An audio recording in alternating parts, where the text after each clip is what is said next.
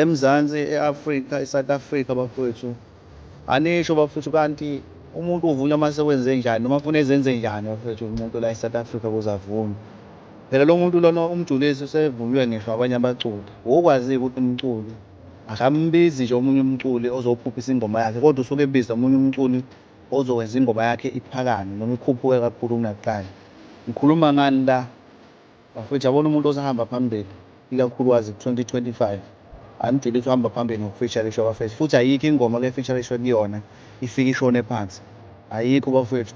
Uma ukubika lokho ukuthi inkosi ye-feature-lishwa ku-2025 umjulisi, ngiveze labapho nje abawu-2 othi nabo abantu aba-feature-lishwe kakhulu emculweni. Uma ngikhuluma ngomculo, angikhulumi ngomaskandi kuphela, u-feature-lishwa ngisho eminye i-music noma amanye ama-industry omculo.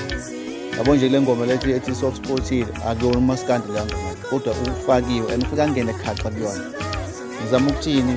Kahle kahle abaculi abaningi sebemvumele, ngoba ngiyasho futhi ngiyaphindela, akekho umuntu ongabiza umuntu ozokuphuphisa ingoma yakhe, kodwa usuke ebiza umuntu obewabona amandla akhe. Mhlawumbe thina nje esingamnaki noma singawaboni, akavunywe umuntu esaphila, singabavuma abantu sebengasekho futhi emhlabeni sithi hayi wayeyinkunzi ubani ngokuthi uyinkunzi bafethu lofana, uyinkunzi bafethu umjulisi. Mina ngingasho kunje King of Featuring 2025.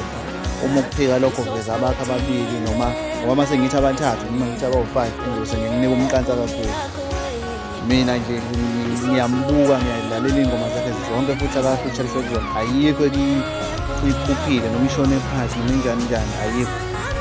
Zonke lezi engiy'fakela ezinye zazo ayiphelele futhi, ngisho ukuthi ayiphelele, ziningi ukuthi nami ngeke ngikwazi ukuy'faka zonke ngoba kunemithetho yakhona la kuma-social network.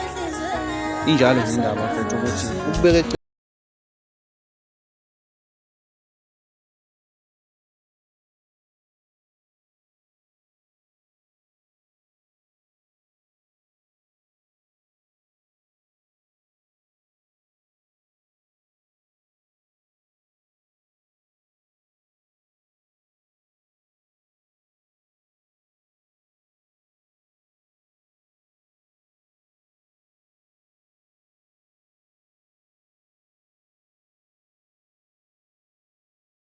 2025.